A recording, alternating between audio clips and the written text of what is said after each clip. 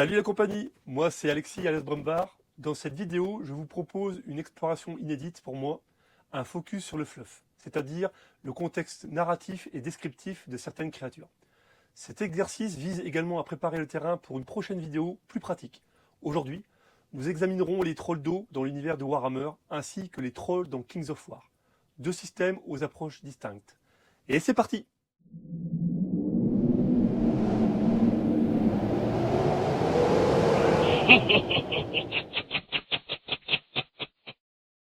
Dans Warhammer Fantasy Battle, repris dans The Old World et adapté sous la forme des Fellwater Troggoths dans Age of Sigmar, les trolls d'eau sont des figures emblématiques, mêlant sauvagerie et adaptation écologique.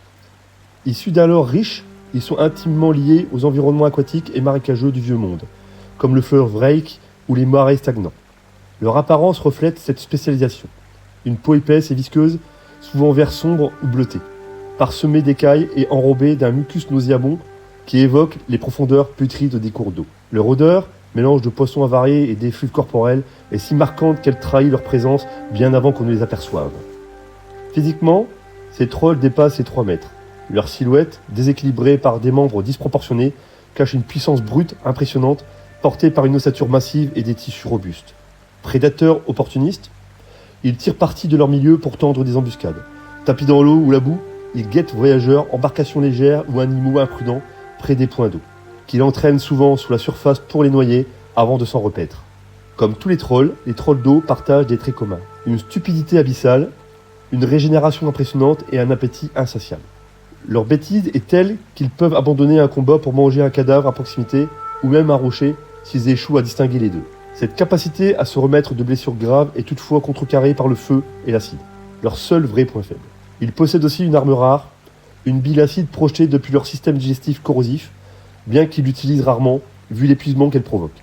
Chez les peaux vertes, orques et gobelins, les emploient comme unité de choc, misant sur leur force et leur résilience sans attendre d'eux la moindre finesse stratégique. En résumé, les trolls d'eau incarnent une facette brutale et grotesque du vieux monde, transformant les zones aquatiques en lieux hostiles et imprévisibles. Direction maintenant Kings of War, de Mantic Games, où les trolls tiennent une place de choix, notamment dans les armées gobelines. Ces grands humanoïdes primitifs brillent par leur force et leur endurance, au détriment d'une intelligence sommaire et d'une discipline quasi nulle. Armés de massues ou d'outils improvisés, ils déploient un potentiel destructeur maximal au corps à corps.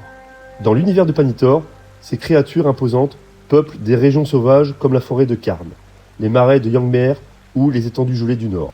Leur régénération comparable à celle des trolls de Warhammer est un atout majeur, bien que le feu reste leur kryptonite. Sans société organisée, ils vivent en petits groupes et s'allient souvent par opportunisme, attirés par des promesses de nourriture, de combat ou manipulés par des factions plus rusées. Sur le champ de bataille, leur rôle varie selon les factions. Pour les gobelins, dans les marais de Yangmer, les trolls servent d'unités lourdes, compensant la fragilité des troupes légères par leur robustesse et leur impact en mêlée. Leur alliance avec les gobelins repose sur une manipulation pragmatique, scellée par des festins douteux et des affrontements sanglants.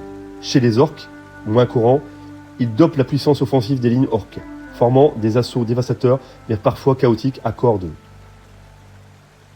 Chez les morts-vivants, réanimés en trolls zombies, ils perdent une partie de leur régénération mais restent une menace durable, souvent utilisés comme chair à canon tenace. Pour les afflins, dans la forêt de Karn, les trolls des bois deviennent des plateformes vivantes portant des tireurs à flins armés de fusils.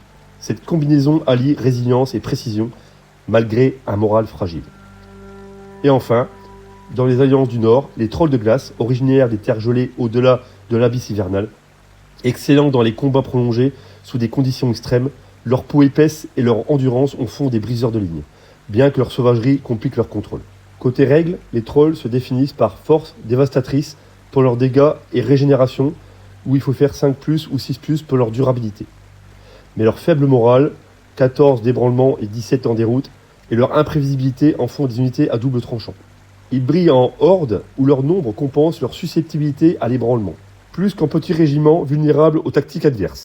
Dans le projet à venir, Kings of War autorisant l'utilisation de figurines variées, j'ai choisi d'intégrer des trolls d'eau de chez Warhammer à mon armée de gobelins des marais. Dans ma prochaine vidéo, je détaillerai la préparation, l'assemblage et la peinture d'une force imposante de 15 trolls des marais, destinée à servir de pivot offensif dans ma composition stratégique. Ce projet sera aussi l'occasion d'explorer 3 générations distinctes de figurines.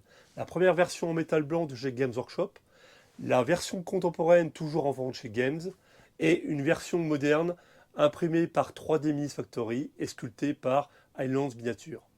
Ce mélange offrira une richesse visuelle et un défi créatif que je suis impatient de partager. Si ce format mêlant analyse narrative et projet pratique vous intéresse, je vous invite à me le faire savoir dans les commentaires. Cette expérience m'a permis d'explorer une approche différente de mes contenus habituels et vos retours orienteront mes futures créations. N'hésitez pas à liker la vidéo si elle vous a plu et pour ceux qui découvrent la chaîne, à vous abonner. Je vous dis à bientôt la compagnie et en attendant, bon jeu et bonne peinture.